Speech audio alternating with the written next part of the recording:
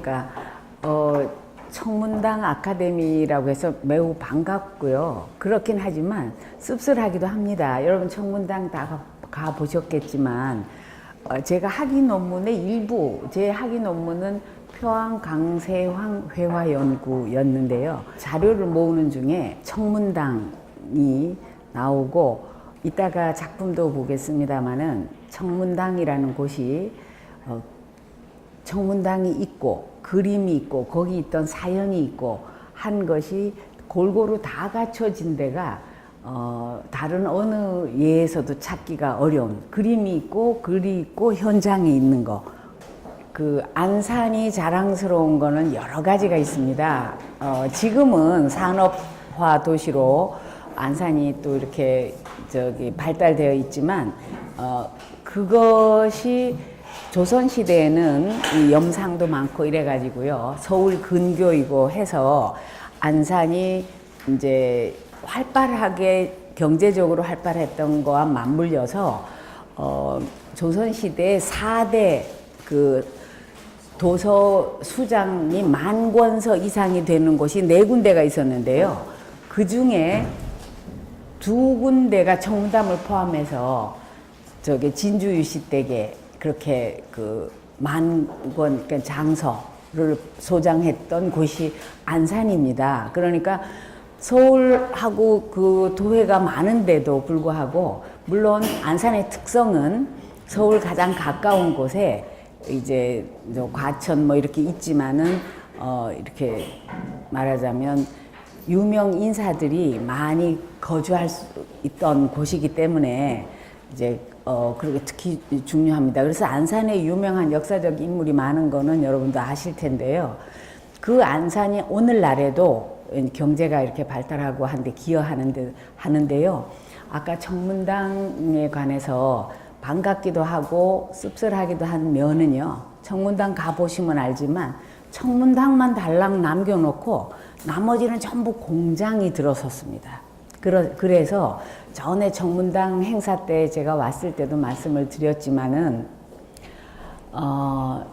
안산이 경제력도 있고 한데 앞으로 문화 시대가 되면 부디 이 문화를 중심으로 공장은 다른 데다도 한꺼번에 옮길 수가 있지 않습니까? 그리고 그 청문당을 중심으로 예전에 있던 제가 박사 논문으로 왔을 때 있던 그런 오래된 마을이 그대로 회복이 되었으면 좋겠습니다. 그거는 얼마든지 가능합니다. 그런 게 없는 뭐 마을도 또 아주 오래된 시대 마을도 공주도 한옥마을을 조성하고 있고요. 전주는 한옥마을 가지고 경제 발달이 얼마나 되고 있습니까? 문화 발달도 되고.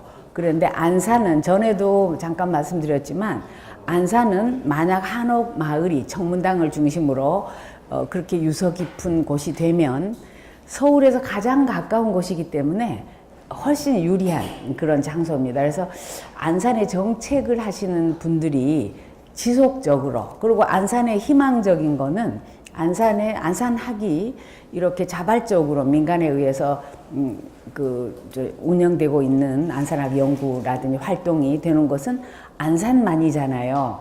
그런 희망이 있기 때문에 이왕이면 제가 희망을 놓지 않고 있습니다. 저도 청문당과 그 주변을 한옥마을로 만들고 그 다음에 왜냐면 공장은 훨씬 더 좋은 데로 갈 수도 있는 거예요. 공장하고 뭐 싸우거나 그럴 필요 없이 상생할 수 있으니까요. 그래서 안산에 오면 바닷가도 가보고 역사 유적이 지금 보시는 김홍도 그 다음에 강세황 유적 또 같이 공부하시는 문학가 그 다음에 성호 이익 선생님 뭐 제가 일일이 들지 않아도 굉장히 중요한 그런 곳이라고 서로 알고 있는데요. 여기 오신 분들이 좀 더 이제 그런 깊은 이해를 하셨으면 좋겠다 싶어서 오늘은 제가 참고로 안녕하십니까.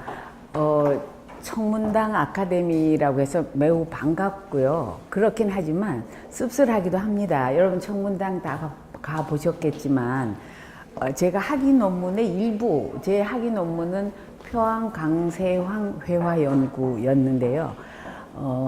그걸 자료를 모으는 중에 청문당이 나오고 이따가 작품도 보겠습니다마는 청문당이라는 곳이 청문당이 있고 그림이 있고 거기 있던 사연이 있고 한 것이 골고루 다 갖춰진 데가 다른 어느 예에서도 찾기가 어려운 그림이 있고 글이 있고 현장이 있는 거 찾기가 어렵습니다. 그래서 매우 자랑스럽게 생각해야 되는 그런 곳임에도 불구하고 그리고 청문당이라고 하는 게 안산이 자랑스러워해야 될 몇 가지가 있는데요. 우리가 싫어하든 좋아하든 관계없이 역사의 흐름은 이렇게 흘러갑니다. 그래서 이렇게요. 보이시는지 모르겠는데 이게 작동이 안 되는 게. 그래서 안 되는군요. 첫 번째 줄에 문화의 시대가 있고 과학의 시대인데 오늘 이 시대 얘기를 말씀드리려는 겁니다. 과학의 시대인 것은 인정하실 건데요. AI 시대로 가지요. 그러면 사람은 노동을 하는 게 아니라 직업을 뺏긴다 이렇게 생각하는 게 아니라 드디어 사람다운 사람으로 살 기회가 온다 이렇게 생각하도록 그렇게 역사가 흘러가는 거죠. 그래서 과학은 미국을 중심으로 하는 그 과학을 발달시키는 지역에서 할 것이고요.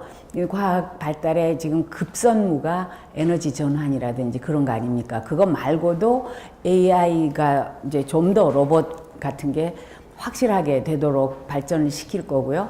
그 다음에 그렇게 될 때 그럼 사람 뭐 하냐? 사람은 처음으로 인류 역사상 처음으로 사람답게 살 기회가 오는 겁니다. 그러니까 직업 뺏기는 게 사람답게 사는 거냐? 근데 그런 뜻이 아니고요. 그래서 문화의 시대가 오는데요. 이게 조금 이거는 전에도 드렸던 거기 때문에 문화를 다 설명할 수가 하고 있을 시간이 없는데요. 이것만 볼까요? 아이고. 왜 그런가 하면 사람은 태어나서 일하고 뭐 그렇게 살려고 태어나서 하는 것이 아니고 다시 말하면 정치, 사회, 경제적 활동을만을 하려고 태어나서 하는 게 아니라 문화적 가치를 여기 잘 안 보이시는데 향상이라는 목적성을 가지고 향상하기 위해서 태어나서 사는 겁니다. 인간관이. 서양에서 만들어진 인간관은요. 창조론이 있고 진화론이 있습니다. 그래서 우리가 창조론, 진화론밖에 학교에서 배우지를 못했습니다. 그러나 동아시아에서 예전부터 있었던 인간관은 사람은 향상하려고 태어나서 산다는 것입니다. 이게 인간관이 바뀌어야 문화 시대의 인간관을 갖게 되는데요. 그 인간관과 발을 맞추어서 오늘 이 안산학에서 말씀드리고자 하는 김홍도라든지 강세왕이라든지 하는 분들이 앞으로 우리나라 문화는 물론이고 인류 그 문화에 얼마나 크게 기여할 것인가 이제 그런 것을 우리가 생각해 볼 수가 있습니다. 그래서 문화 시대와 안산, 문화 시대와 안산의 인물 이렇게 이해를 하시면 되고요. 향상하기 위해서 산다는 것은 시간도 뭐 별로 없고 그걸 입증할 이제 그게 그 설명을 드리기가 좀 그렇긴 하지만 우리 모두가 지금보다 나아지거나 적어도 지금 같기를 바라지 지금보다 못해지기를 바라지를 않잖아요. 그래서 누구나 향상하기를 바라는데 그 향상하는 것이 돈이 많거나 뭐 물질이 많거나 그런 걸 향상이라고 생각해 왔죠. 지금까지는 권력이 있거나 뭐 힘이 있거나 그런 걸 생각해 왔는데요. 새로운 시대라는 말은요. 그 힘의 시대에 가장 강력한 것은 권위였는데 권위가 무너지고 누구나 열린 자세로 유연하게 사람답게 살 수 있도록 그러니까 더 뭐 훌륭한 사람 덜 낮은 사람이 있는 게 아니라 각자 자기 자리에서 향상하는 근데 이 향상하는 길이 어디까지 가는지 한번 볼까요? 그것만 지금 한번 보겠습니다.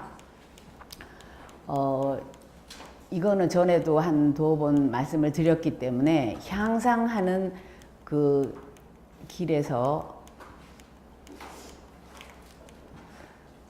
이렇게 향상을 하게 되는데요. 그것을 못하는 이유가 인도 속담이 저렇게 멋이 있습니다. 인도라는 나라가 대단한 나라인데 속담도 저 정도 수준입니다. 항아리는 깊은 바다 속에서도 자기 양만큼의 물밖에 못 담아요. 진리가 없어서도 아니고 향상하는 길이 없어서도 아닌데 물질이라는 거, 무슨 힘이라는 거 그런 것만 담으려고 하니까 그릇이 작아서 진리가 담겨오지를 않는 겁니다. 문화라는 것이 우주와 하나 되는 것인데 그런 것인데 여기 한번 볼까요? 어떻게 이렇게 향상하는 겁니다. 이게 오늘의 핵심인데 저 길을 간 분들이 안산을 대표하는 문화인들이었습니다. 그래 그런 점에서 한번 볼까요? 진선미일치라는 건데 진이라고 하는 거, 선미라고 하는 거는 동양 서양을 막론하고 다 있습니다. 그런데 진선미가 하나 되는 것, 그 방향이 문제인데요. 예를 잠깐만 들어볼게요. 우리가 미를 만약에 인간이 미만을 추구한다면 어떤 일이 생기냐? 보통 우선 그 진선미일치 아래를 한번 보십시오. 이것은 한 사람도 예외 없이 다 저 방향으로 성숙해 갑니다.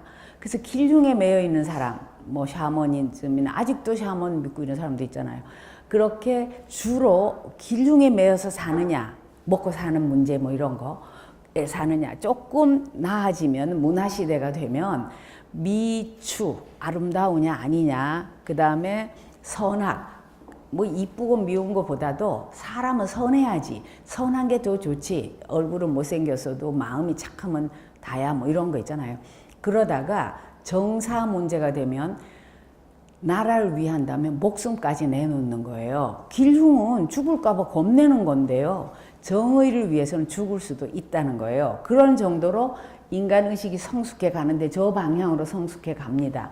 그런데 지금 문화시대가 되면 진가의 시대로 들어가는데요. 진리, 우주와 하나 되는 거로 들어가는데 그 방향으로 향상하게 됩니다.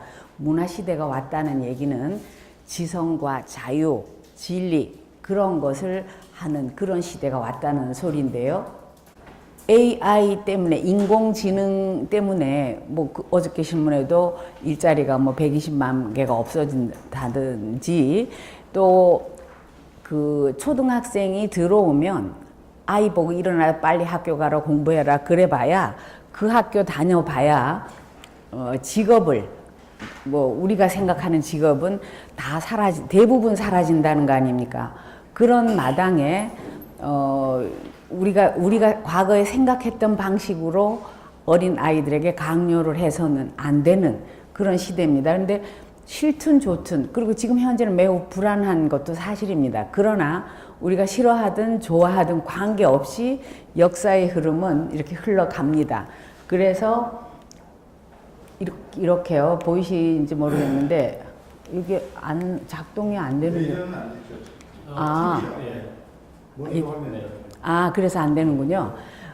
첫 번째 줄에 문화의 시대가 있고 과학의 시대인데 오늘 이 시대 얘기를 말씀드리려는 겁니다. 과학의 시대인 것은 인정하실 건데요. AI 시대로 가지요. 그러면 사람은 노동을 하는 게 아니라 직업을 뺏긴다 이렇게 생각하는 게 아니라 드디어 사람다운 사람으로 살 기회가 온다 이렇게 생각하도록 그렇게 역사가 흘러가는 거죠. 그래서 과학은 미국을 중심으로 하는 그 과학을 발달시키는 지역에서 할 것이고요. 이 과학 발달의 지금 급선무가 에너지 전환이라든지 그런 거 아닙니까? 그거 말고도 AI가 이제 좀 더 로봇 같은 게 확실하게 되도록 발전을 시킬 거고요. 그 다음에 그렇게 될 때 그럼 사람 뭐 하냐? 사람은 처음으로 인류 역사상 처음으로 사람답게 살 기회가 오는 겁니다. 그러니까 직업 뺏기는 게 사람답게 사는 거냐? 근데 그런 뜻이 아니고요. 그래서 문화의 시대가 오는데요. 이게 조금 이거는 전에도 드렸던 거기 때문에 문화를 다 설명할 수가 하고 있을 시간이 없는데요. 이것만 볼까요? 아이고. 왜 그런가 하면 사람은 태어나서 일하고 뭐 그렇게 살려고 태어나서 하는 것이 아니고 다시 말하면 정치, 사회, 경제적 활동만을 하려고 태어나서 하는 게 아니라 문화적 가치를 여기 잘 안 보이시는데 향상이라는 목적성을 가지고 향상하기 위해서 태어나서 사는 겁니다. 인간관이. 서양에서 만들어진 인간관은요.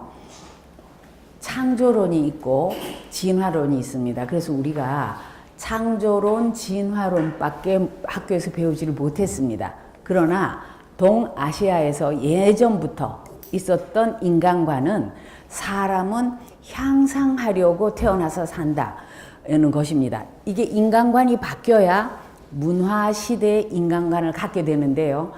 그 인간관과 발을 맞추어서 오늘 이 안산학에서 말씀드리고자 하는 김홍도라든지 강세왕이라든지 하는 분들이 앞으로 인류, 우리 안산의 인물 이렇게 이해를 하시면 되고요.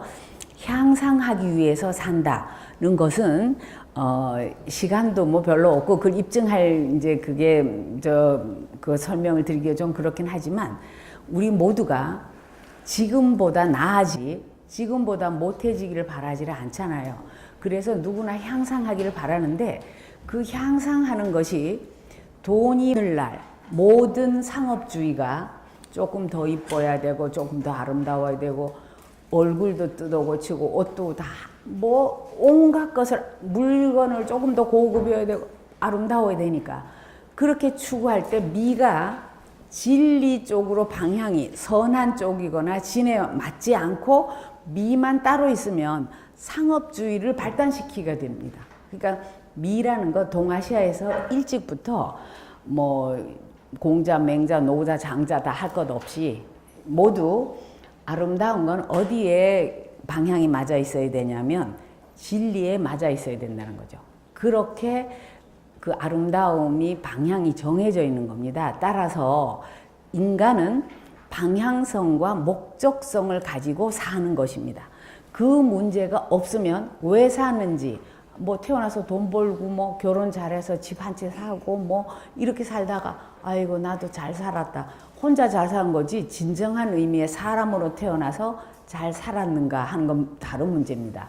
그래서 향상을 얼마나 했는가. 근데 한국 사람이 향상하는데 매우 열심인 것을 보여주는 것은 기러기 아빠라든지 교육이라면 한국에서는 최우선 아닙니까? 모든 가정에서 그만큼 자식 보고 이제 공부 잘해서 이렇게 향상해라 할 때 다만 사회의 가치가 향상하는 게 돈 많이 벌고 좋은 지위를 갖는 것 그렇게 되니까 그렇게 고상한 사람이 되려면 그런 데 들어가라 이렇게 하는 거죠. 서울법대 예를 들면 서울 뭐 의대 이렇게 들어갔을 때 물질이나 지위는 얻을 수 있을지 몰라도 향상하는가 하는 건 별도 문제잖아요. 그런 점에서 다시 생각해야 될 시대가 되었다는 것입니다. 그래서 여기 길흉에서 진가까지 인간은 차츰 성숙해 가는데요. 누구든 고통을 겪거나 하여가 어려움을 겪으면서 가는데요. 그때 진선미가 하나 되는 거, 하나로 되는 방향성이 있잖아요. 그게 동아시아에서 일찍부터 있었던 인간관입니다. 따라서 그 인간관이란 말로 문화 시대의 인간관이에요. 뭐 창조론이나 진화론이나 그런 논란, 뭐 창조가 될 수도 있고 진화가 될 수도 있고 인간의 향상 문제하고는 별개 문제잖아요. 진화론에서도 왜 사람이 진화하는지는 밝히지를 못하고 있잖아요. 그러나 동아시아에서는 일찍이 사람이 진정한 자유를 위한 우주와 하나 되는 그 지점까지 향상하는 것, 그게 목적이에요. 그래서 그게 문인화도 그리고 삶에서 유유자적한 걸 찾고 그렇게 하는 거예요. 그래서 그런 것을 실천했던 분들이 한국을 대표하는 시서화 3절 표함 강세왕 어른이 안산에서 30년 동안 살았고요. 그때의 제자를 길러서 김홍도, 단원 김홍도를 길러서 안산이라는 곳이 더할 수 없이 중요한 지역이 되도록 그렇게 됐습니다.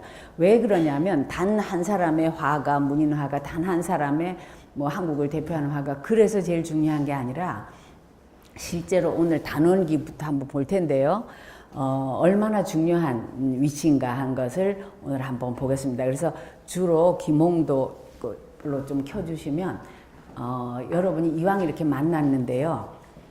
왜 김홍도와 강세황, 김홍도가 더 중요하니까 앞에 나오는데 사실 강세황과 김홍도 뭐 이래도 되는데요.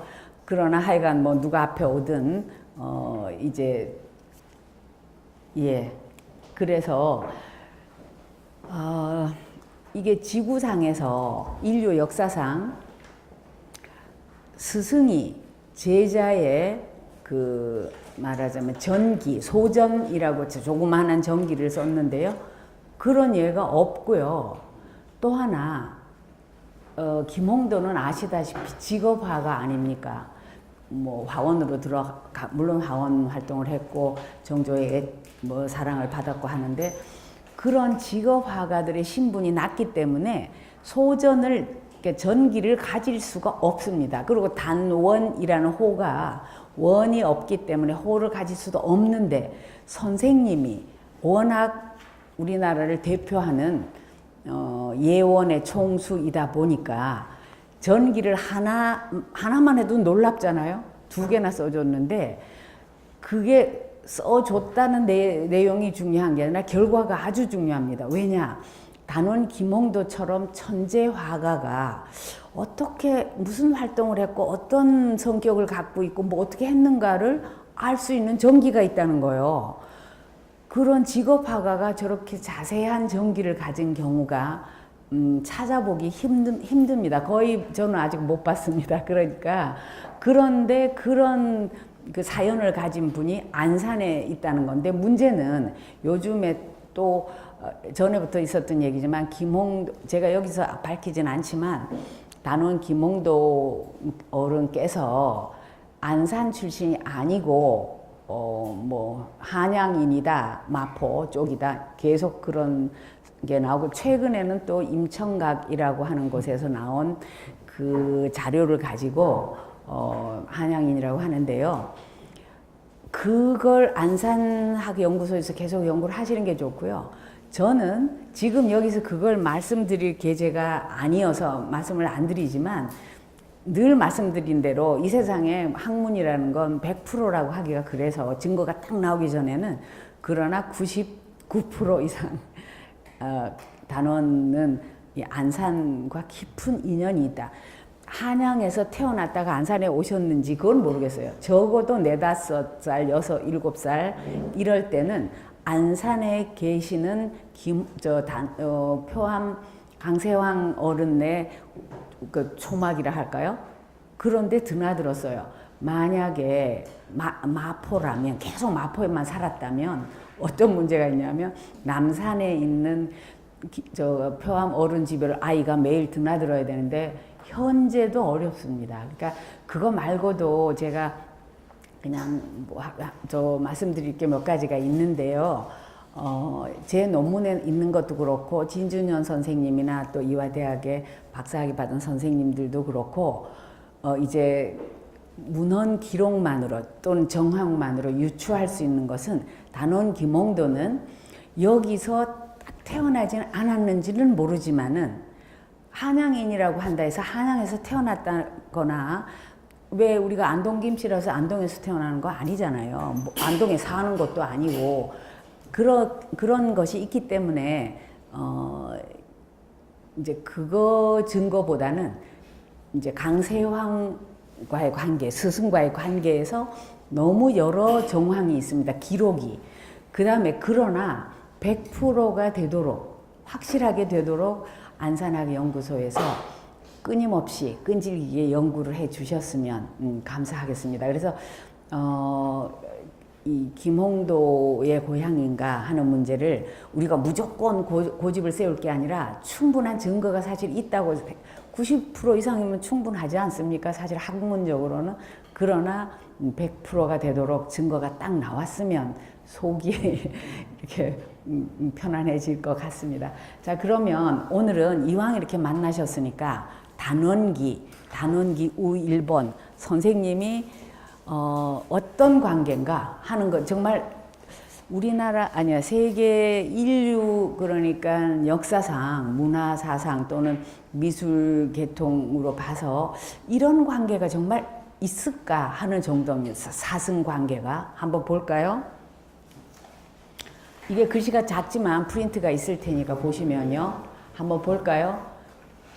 이왕 소전이라 한번 오늘날 모든 상업주의가 조금 더 이뻐야 되고 조금 더 아름다워야 되고 얼굴도 뜯어고치고 옷도 다 뭐 온갖 것을 물건을 조금 더 고급이어야 되고 아름다워야 되니까 그렇게 추구할 때 미가 진리 쪽으로 방향이 선한 쪽이거나 진에 맞지 않고 미만 따로 있으면 상업주의를 발단시키게 됩니다. 그러니까 미라는 거 동아시아에서 일찍부터 뭐 공자, 맹자, 노자, 장자 다 할 것 없이 모두 아름다운 건 어디에 방향이 맞아 있어야 되냐면 진리에 맞아 있어야 된다는 거죠. 그렇게 그 아름다움이 방향이 정해져 있는 겁니다. 따라서 인간은 방향성과 목적성을 가지고 사는 것입니다. 그 문제가 없으면 왜 사는지 뭐 태어나서 돈 벌고 뭐 결혼 잘해서 집 한 채 사고 뭐 이렇게 살다가 아이고 나도 잘 살았다. 혼자 잘 산 거지 진정한 의미의 사람으로 태어나서 잘 살았는가 하는 건 다른 문제입니다. 그래서 향상을 얼마나 했는가. 근데 한국 사람이 향상하는데 매우 열심인 것을 보여주는 것은 기러기 아빠라든지 교육이라면 한국에서는 최우선 아닙니까? 모든 가정에서 그만큼 자식 보고 이제 공부 잘해서 이렇게 향상해라 할 때 다만 사회의 가치가 향상하는 게 돈 많이 벌고 좋은 지위를 갖는 것 그렇게 되니까 그렇게 고상한 사람이 되려면 그런 데 들어가라 이렇게 하는 거죠. 서울 법대 예를 들면 서울 뭐 의대 이렇게 들어갔을 때 물질이나 지위는 얻을 수 있을지 몰라도 향상하는가 하는 건 별도 문제잖아요. 그런 점에서 다시 생각해야 될 시대가 되었다는 것입니다. 그래서 여기 길흉에서 진가까지 인간은 차츰 성숙해 가는데요. 누구든 고통을 겪거나 하여가 어려움을 겪으면서 가는데요. 그때 진선미가 하나 되는 거, 하나로 되는 방향성 있잖아요. 그게 동아시아에서 일찍부터 있었던 인간관입니다.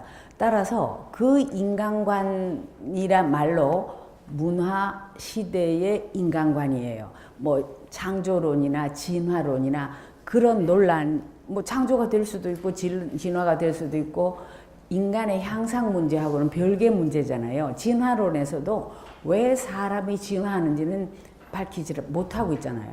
그러나 동아시아에서는 일찍이 사람이 진정한 자유를 위한 그래서 김홍도의 소전인 단원기와 단원기 우일보는 강세황이 김홍도의 부탁을 받고 쓴 글이며 강세황의 문집 표함유고에 실려 있습니다.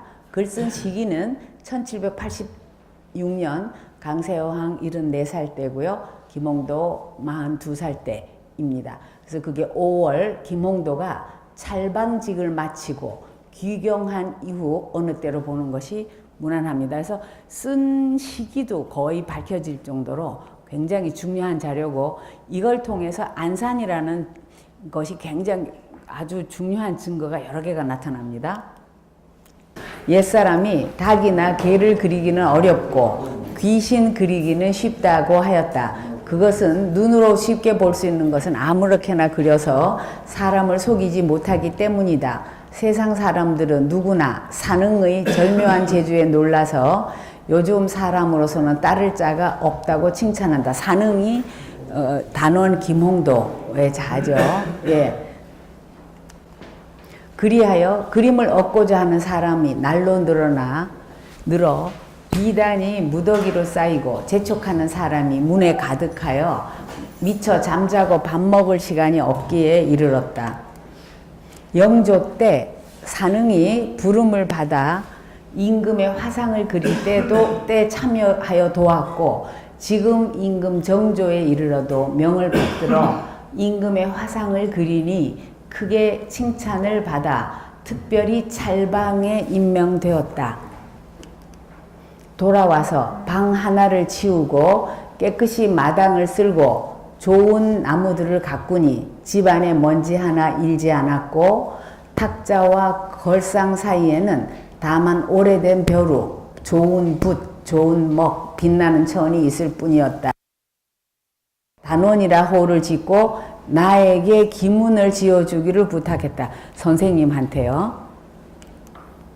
내가 생각건대 단원은 명나라 이장형의 호이다. 산흥이 그것을 따서 자기의 호로 삼은 것은 그 뜻이 어디에 있을까? 그가 고상하고 맑은 문인의 인품과 기묘하고 고아한 그림의 경지를 사모한 데 지나지 않을 것이다.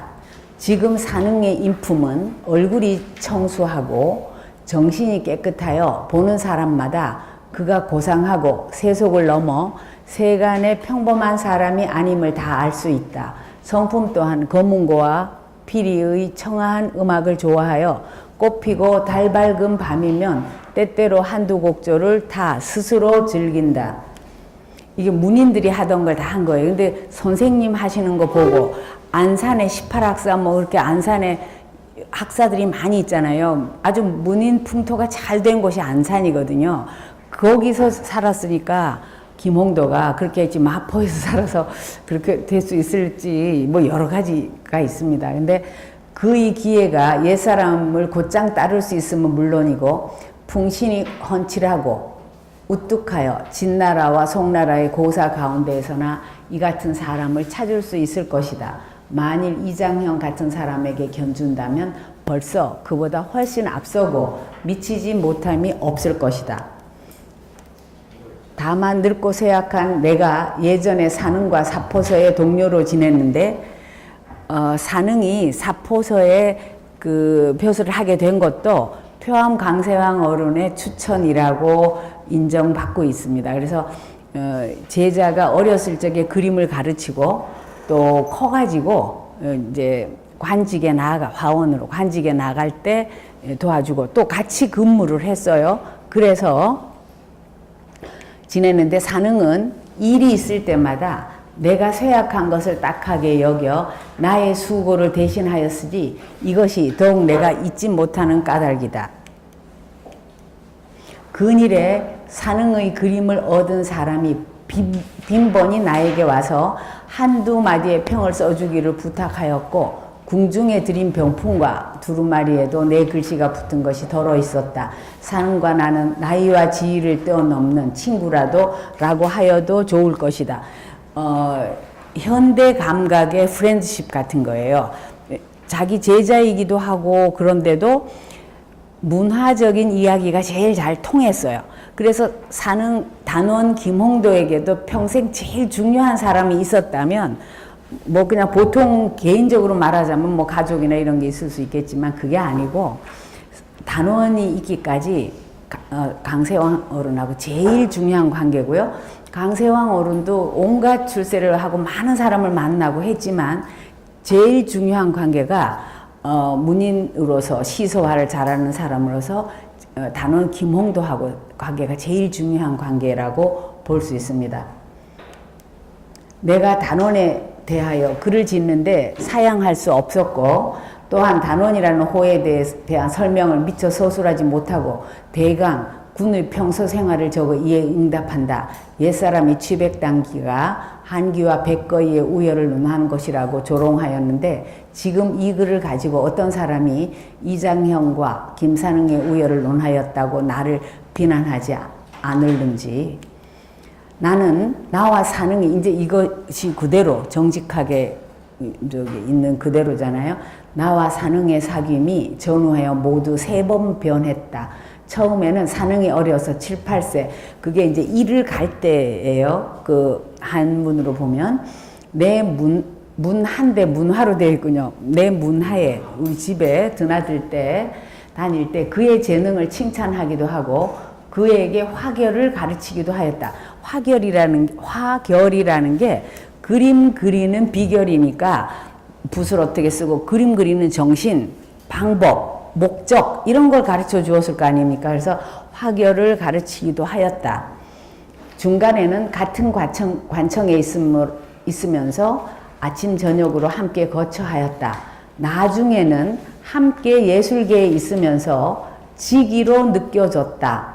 산흥이 나에게 글을 하는데 다른 사람에게 가지 않고 반드시 나에게 온 것도 까닭이 있는 것이다.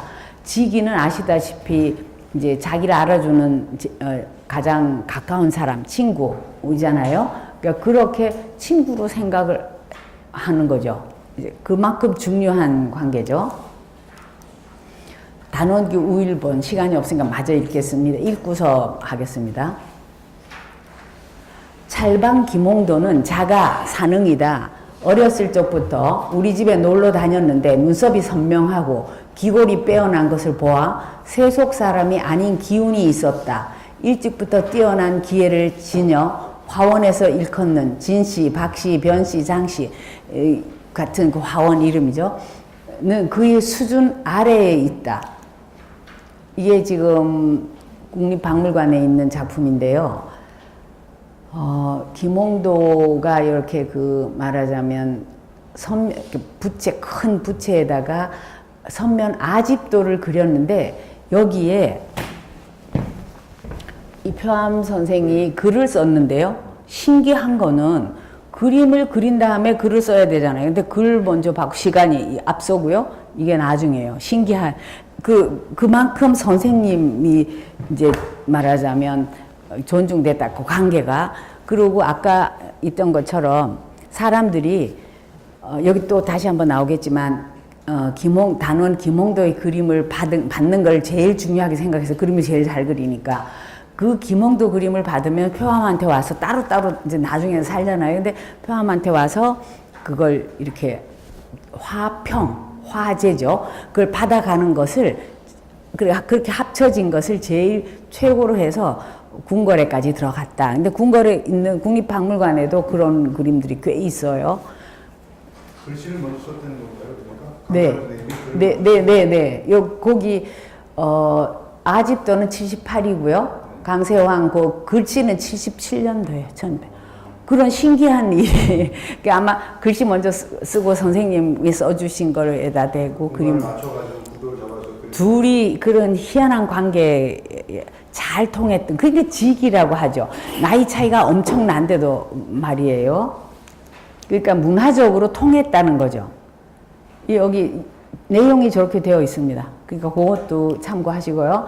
모든 누각, 산수, 인물, 화훼, 중어, 금조가 그 모양대로 꼭 닮지 아니한 것이 없어서 종종 자연의 조화를 빼앗는 바가 있었다. 우리나라 400년 동안 새로운 경지를 열었다고 하여도 좋을 것이다. 조선시대 그때가 이제 400년이고 그 이후에 100년쯤 더 가서 우리가 조선 500년 그렇게 하는 거죠.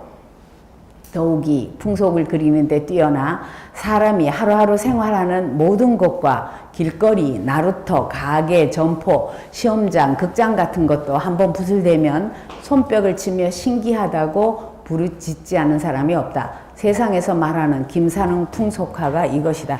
시험장에 이렇게 파라솔이죠. 예, 그 그림 안에 이렇게 선비들이 시험 준비하는 거 보고 있으면 그때 그걸 단원 김홍도의 그림이 없었다면 도대체 과거 시험 보러 가서 뭐 어떻게 했을까. 그런데 생생하게 그리고 아주 묘사가 잘 되어 있습니다. 예, 그런 거로 볼 수가 있고요. 주막에서도 그렇고 일일이 그림 설명 좀 하면서 가면 좋은데 우선 이거 먼저 읽고요. 진실로 명석한 머리와 신비한 깨달음으로 홀로 천고의 오묘한 터득이 없었다면 어떻게 이러한 것을 할 수 있으랴.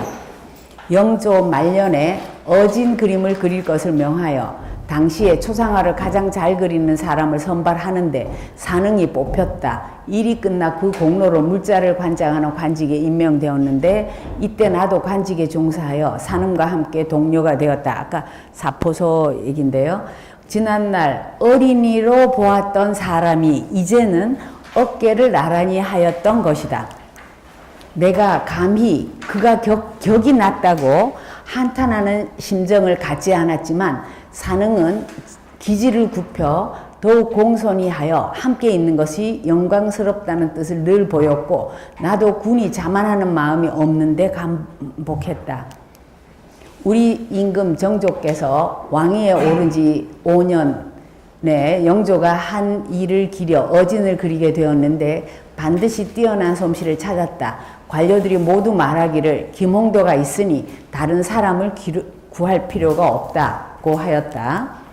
은혜를 받들어 전상에 올라가 감목 한종류와 함께 어진 그리는 일을 마치자 얼마 뒤에 경상도의 역마를 관장하는 관리가 되었다. 나라에서 예술가를 등용한 것이 본시 여간에서 없던 일이며 산흥에게도 호의로서 최고의 영예를 누린 것이다.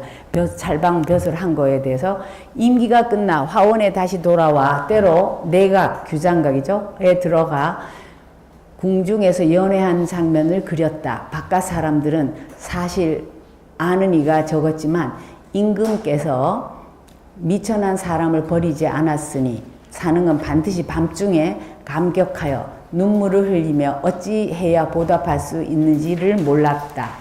산흥은 더불어 음률에도 정통하여 검은고와 피리의 곡조가 매우 절묘하였고 풍류가 호탕해서 매양 칼을 치면서 비장한 노래를 부른다는 생각에 더러는 강개하여 눈물을 흘리는 적도 있었다. 산흥의 심정을 아는 사람이나 알 것이다. 들으니 그가 거처하는 곳에 걸상이나 책상이 깨끗이 정돈되었고 뜰앞과 계단이 조촐하여 세속 가운데서도 곧 속세를 벗어난 생각이 든다고 한다.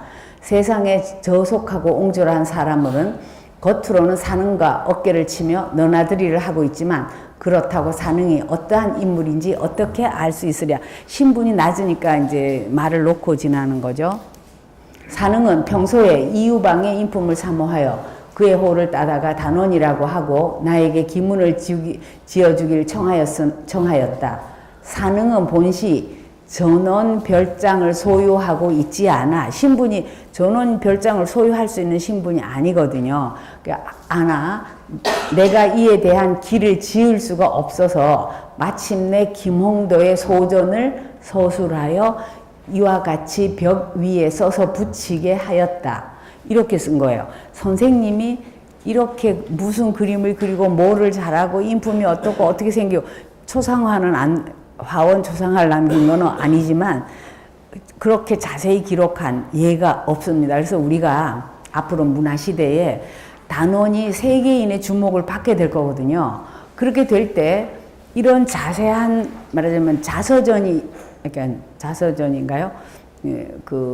있다는 게 스스로 쓴 건 아니지만 선생님이 써주신 소전이 전기죠.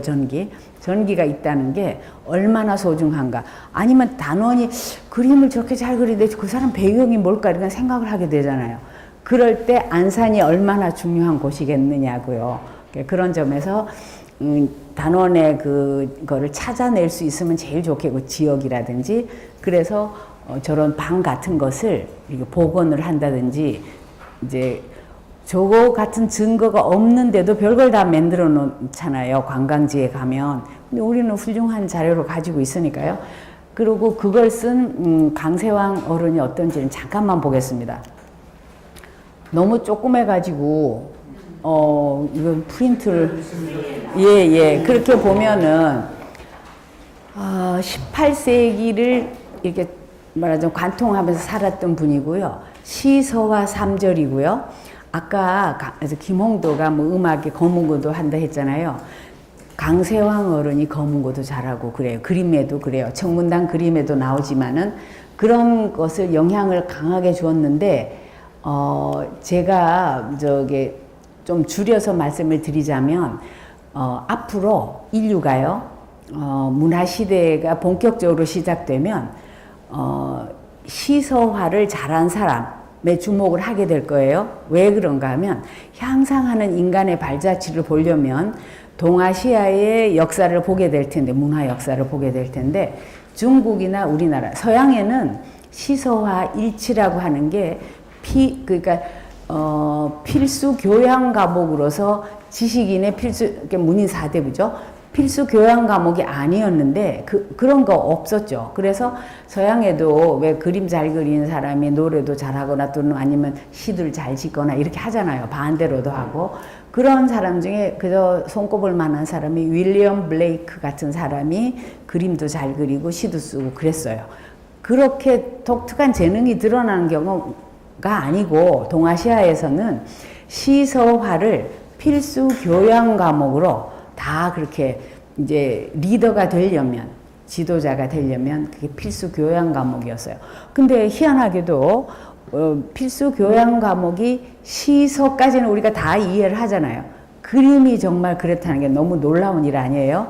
근데 그 그림이 문인화가 왜 그런 건가 하면 사의적으로 뜻을 그릴 때 유유자적하고 평화롭고 자유롭고 그런 것을 원해서 산수를 유유자적하게 유람할 때 소요유를 하는 거죠.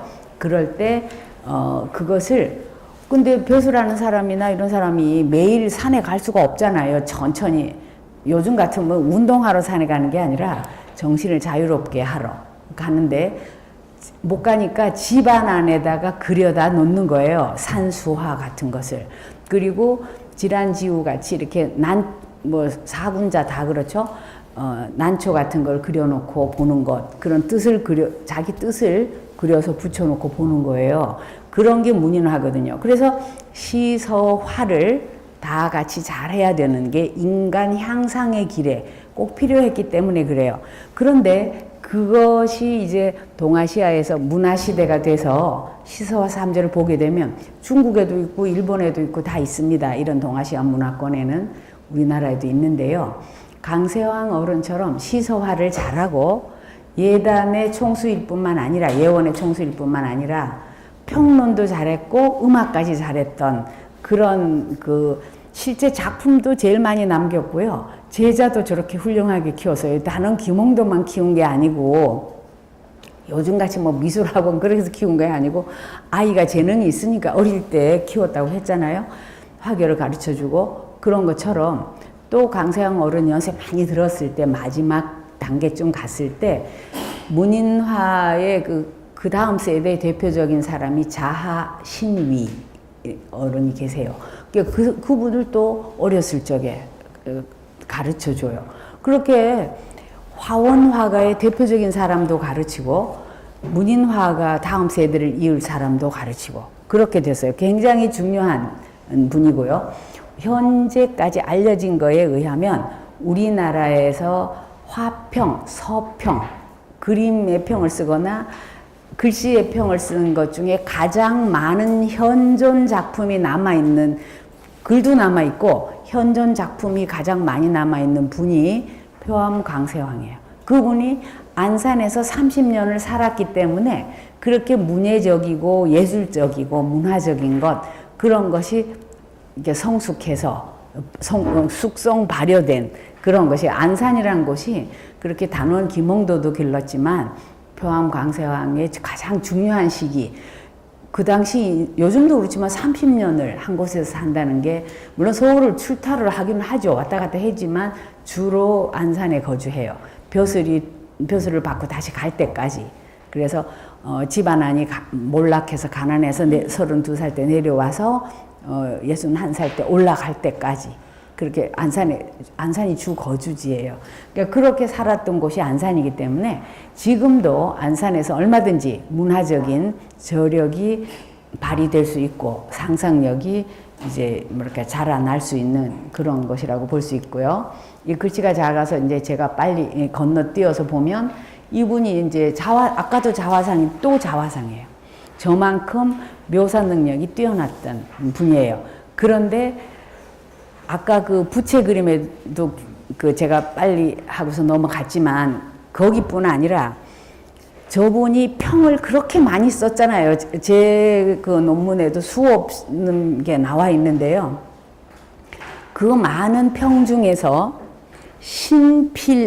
신품이라고 해서 평어 중에 가장 높은 것을 붙인 딱 한 사람을 단원 김홍도의 그림에 붙였어요.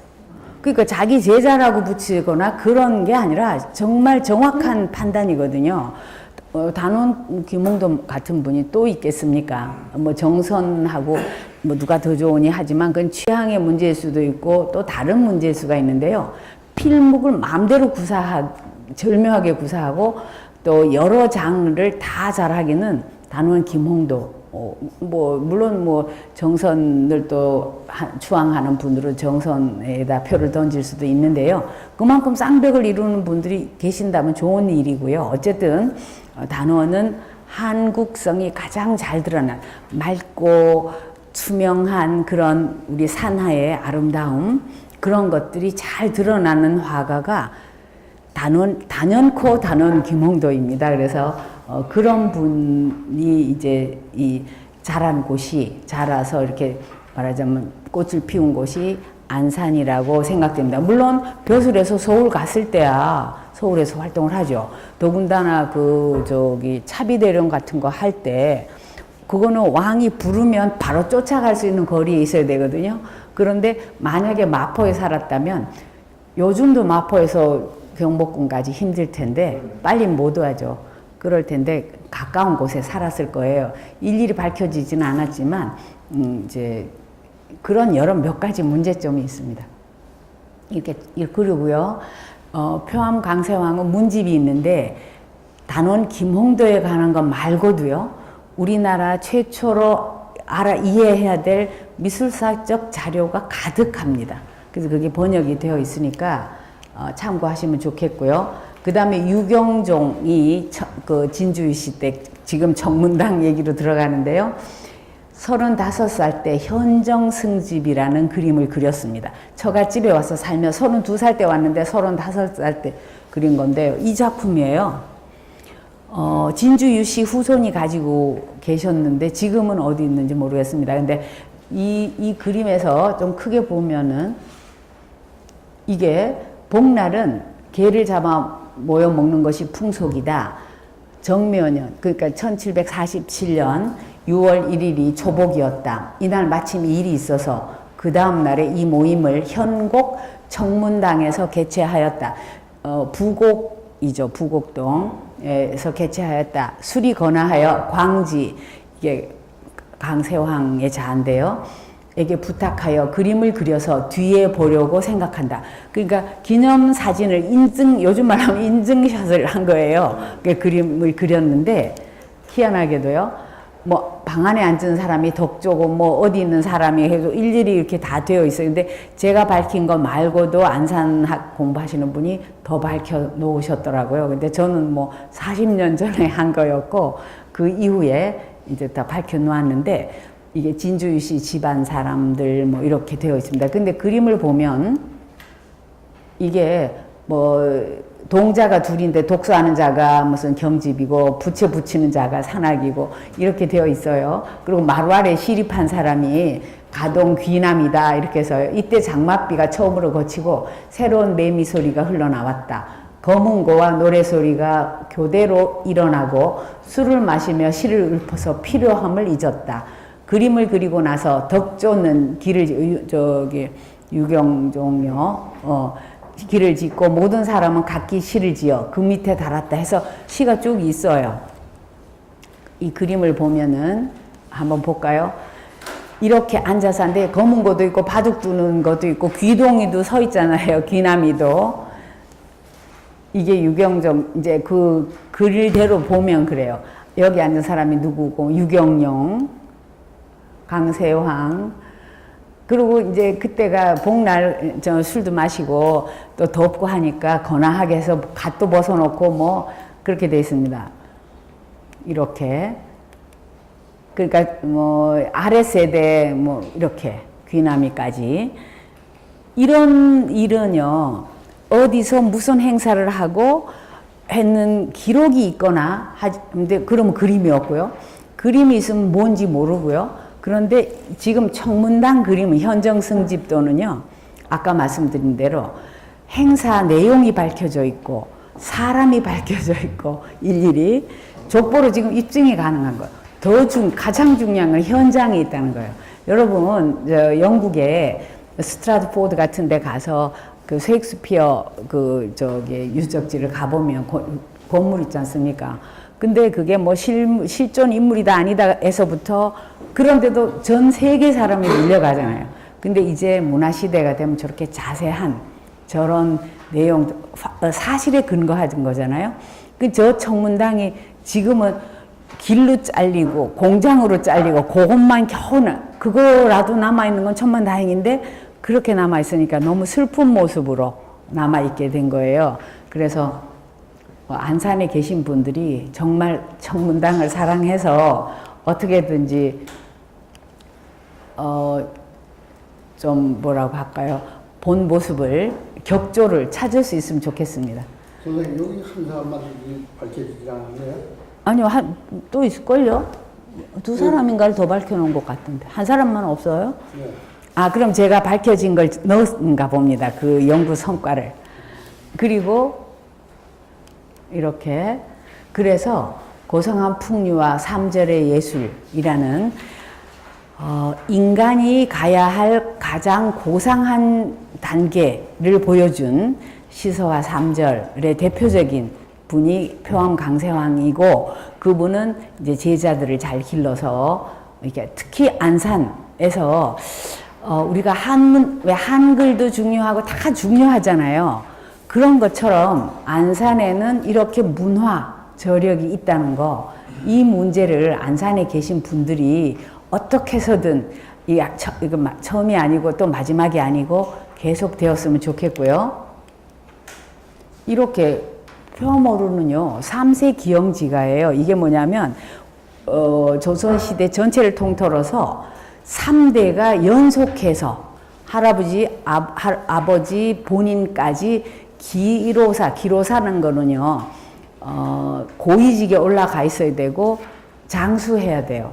그렇게 로마의 원로원 뭐 이런 것처럼 기로사에 들어가는데 그 기로사의 할아버지, 아버지, 손자까지 이렇게 대를 이어서 들어간 경우가 이 진주강씨, 강세왕 이대 물론 그거 말고 한 군데가 더 있는 몇 군데 기록은 있는 것 같은데 3세 기영세가가 왜 이렇게 강세왕 댁만 가지고 유명한가 하면 강세왕 이분이 말하자면 예원의 총수였기 때문에 시서와 삼절로서 여러 문인 4대부들하고 관계가 깊었기 때문에 그렇게 해서 더 유명해졌다고 봐요. 굳이 찾아내면 또 있을지 모르겠습니다. 그러나 별로 대표적인 집입니다. 간단하게 말하면.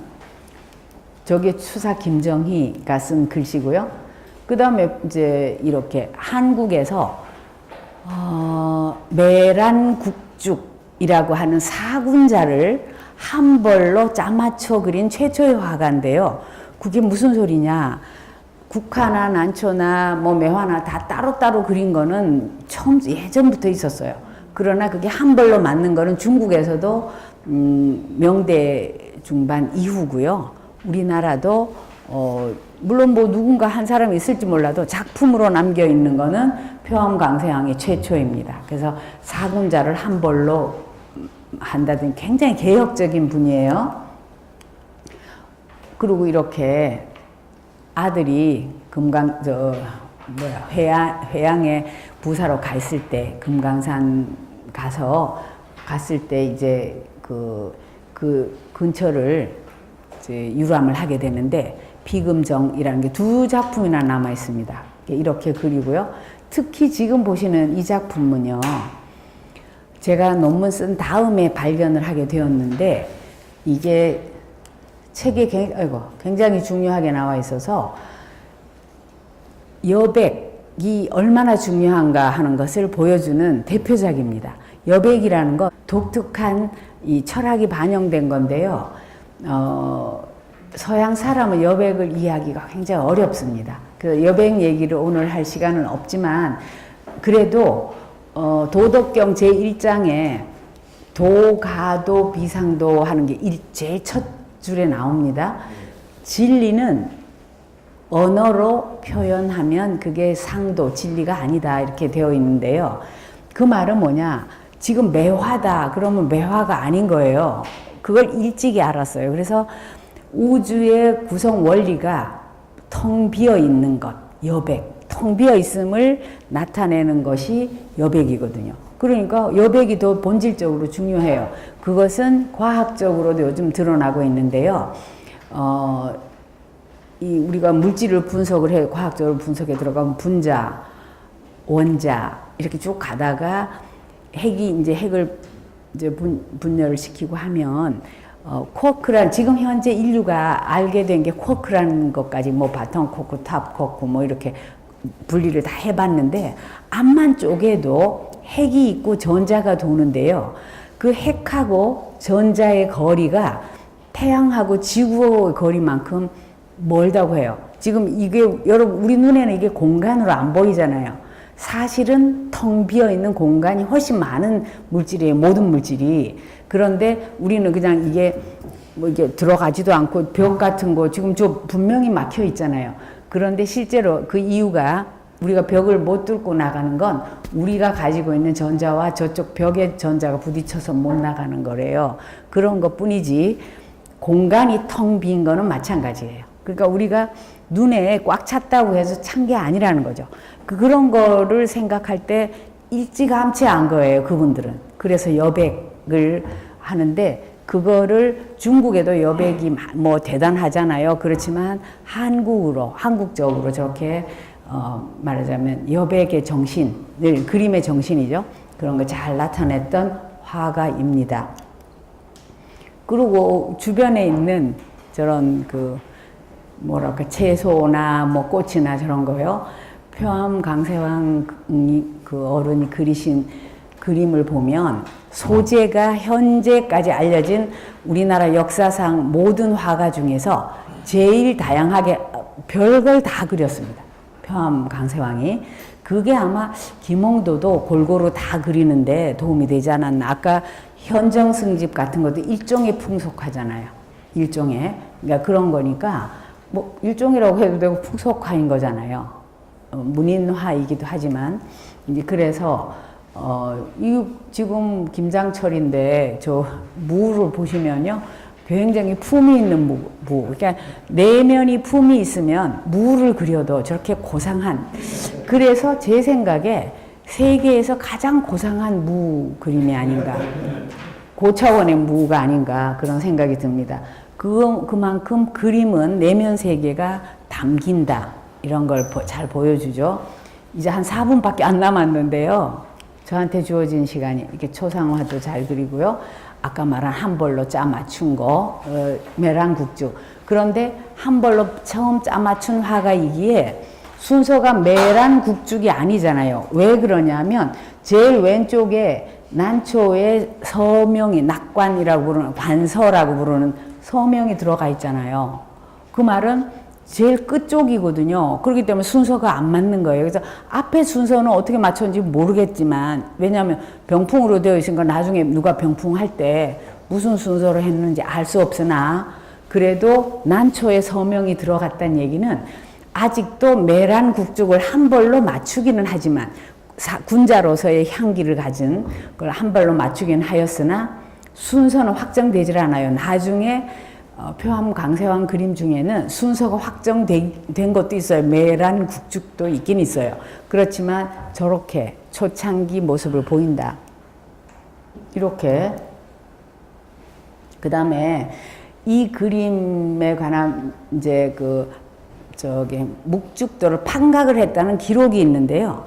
그게 그 동아대 박물관에 저 첩이 남아 있어요. 작품이 없어요. 근데 이렇게 사람들이 하도 묵죽도 그려달라 그래서 내가 판각을 했다. 이렇게 하는 기록이 있습니다.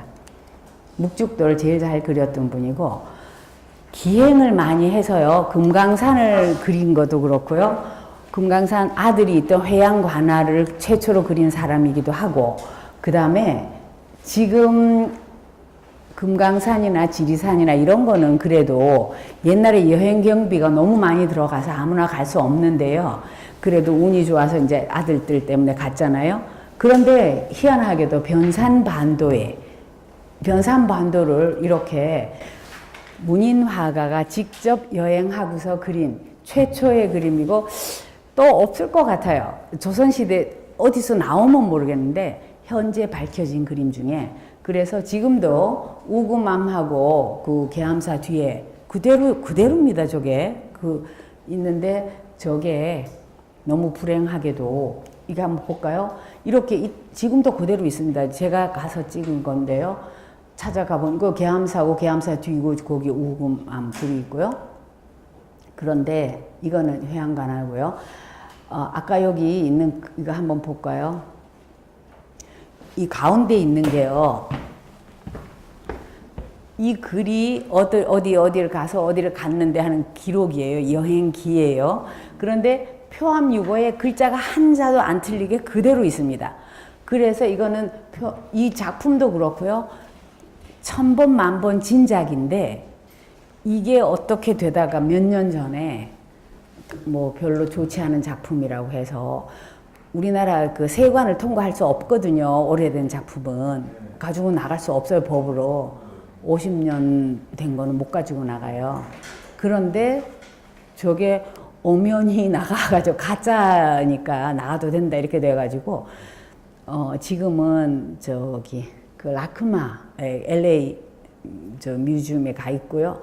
저게 수리하러 들어왔는데 보니까 확실한 거예요. 표암 작품이 아주 솜씨도 스케치풍이라 그러지 훌륭한 것입니다. 그런데 어떤 뭐 안목으로 보면 잘 못 그렸다고 생각할 수도 있는 것 같아요. 그래서 뭐 저 작품의 운명이라고나 할까요? 그래서 이제 뭐랄까 복제본이 있고 그걸 나중에 부안군에서 알고서 했는데 이분이 어디 갔다는 걸 길을 쭉 제가 따라가 봤더니요. 정말 요즘 말로 하면 뭐 올레길 무슨 길처럼 표암 길이 되게 그렇게 아주 아름답고 좋아요. 그러니까 그렇게 희한한 자료를 남긴 그런 작가고요. 뭐 이런 회양관화 옛날에 회양관화가 이런 줄 어떻게 알아요? 유일하게 남아 있는 것입니다. 지금 시간이 다 돼서 중국에 갔는데요. 중국에 두 벌을 남겨요. 자, 부사로 따라갔는데 정사에게 그려준 거 있어요. 국립박물관에 소장한 건데 이게 뭐냐면 요즘 가면은 영대에 얼음이 얼잖아요. 스케이트를 타고서 빙희를 하는 거예요. 이렇게.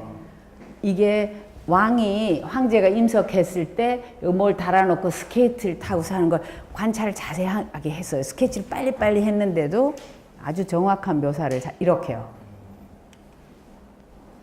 그리고 뭐 이재묘도 그렇고요. 그 다음에 우리나라의 서양 화풍을 최초로 이해했던 실제로 이게 그림 여기 남아 있잖아요. 이렇게 필법, 제법 해서 본인이 다 적어 놓는 거예요. 그래서 알 수 있고요. 뭐 교과서에 나오는 대표작이잖아요. 이렇게 영통골 가는 길에 뭐 하는 그런 거. 이렇게 탁족하는 장면 친구들이랑 개성 쪽에 지금 1분이 지나서 더 이상 할 수가 없고요. 이 녹화헌기를 봐도요. 이게 안산에서 녹화헌이라고 하는 기록과 매우 닮은 산이 있어요. 그림이 남아 있어요. 지금도. 그렇기 때문에 안산에서 저분이 저렇게 56살 때 색깔에 대한 것도 하고요. 뭐 이런 화평 이렇게 이 정도로 왜냐하면 오늘은 예 다음에 이게 좀 순조롭게 진행될 때 안산에 대해서 또 할 기회가 있으면 좋겠습니다. 근데 오늘은 단원기 읽으신 걸로 대신하면 좋겠습니다. 고맙습니다.